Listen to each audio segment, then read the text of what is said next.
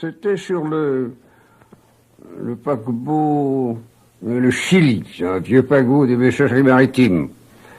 J'avais remarqué sur le pont des Secondes, où abondent les ecclésiastiques et les bonnes sœurs, un grand diable d'abbé, maigre, vigoureux, dont les allures avaient quelque chose de trop viril, hein, de trop libre, pour ne pas faire un singulier contraste avec la componction et les gestes onctueux laissés par de séminaires comme une marque indélébile du sacerdoce.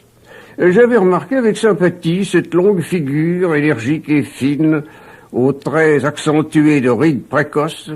Tout ça semblait saillir dans le bois dur, d'ailleurs, hein. L'œil pétillant et vif avait quelque chose de rieur, sans être ironique. Il exprimait plutôt l'indulgence et la bonté. Ce prêtre ne portait pas la soutane, mais un costume civil qui distingue les jésuites, entouré le plus souvent de femmes et auxquelles il parlait avec vivacité et animation. Et une sympathie spontanée m'avait attiré vers cet homme. J'imaginais l'avoir toujours connu. Cependant, n'ayant aucune raison de l'approcher, je restais à distance, écartant comme effronterie ces stupides prétextes où les importuns viennent vous annoncer qu'il fait très chaud, que la mer est belle, hein. Mon abbé, en ce moment, lisait. Il levait les yeux de temps en temps et, à mon passage, nos regards se croisèrent. Il sourit en ébauchant un salut et la sympathie mutuelle, comme une étincelle jaillie entre deux pôles, nous arracha d'abord des paroles banales. Mais elles furent courtes. Deux esprits qui se comprennent ou peuvent se compléter se pénètrent tout de suite, sans aucun tâtonnement. Ces tâtonnements où les médiocrités se palpent avec prudence. Donnant aussitôt libre cours à la joie de nous sentir proches, nous nous lançâmes, à corps perdu, dans l'inspiration d'invincibles attraits de la mer et du désert.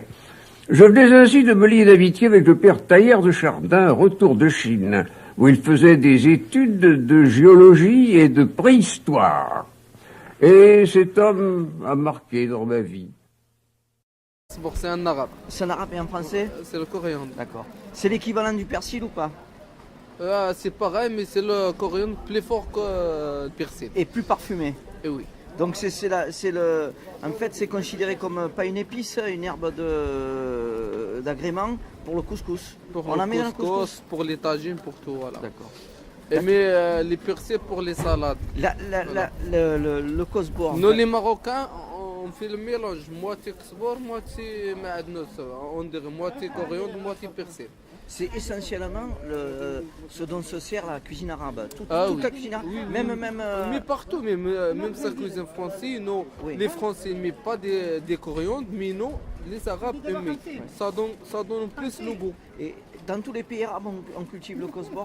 Et oui, c'est une cuisine qu'avec le coriandre, oui. C'est pour ça. Merci. Avec plaisir. Bonne journée. Merci à vous aussi. On a vu des jeunes, des 6-8 dans des boîtes. Hein, j'ai fait un chantier là. J'ai bossé dans un truc qui faisait de la briquette. Bon, le mec, je partais avec lui. Mais le mec, c'était un vrai suceur, c'était un faillot. Ah, tu vois, le midi, moi je vais chercher ma canette. Et en plus, il y avait qu'un village. En plus, il balançait quoi. Mais même pas.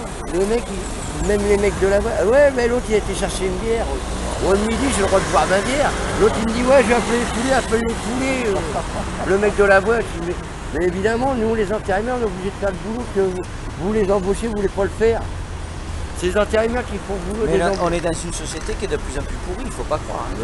Faut pas croire. Les hommes politiques. Même les relations entre les gens, elle est complètement ternie. Mais oui, fini maintenant.